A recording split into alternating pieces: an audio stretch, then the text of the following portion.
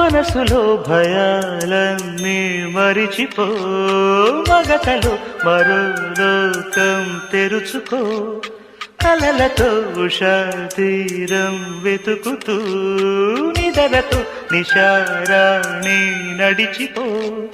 చిటికలోన చిక్కబడ్డ కటిక చీకటి కరిగిపోక తప్పదమ్మ ఉదయ కాంతికి.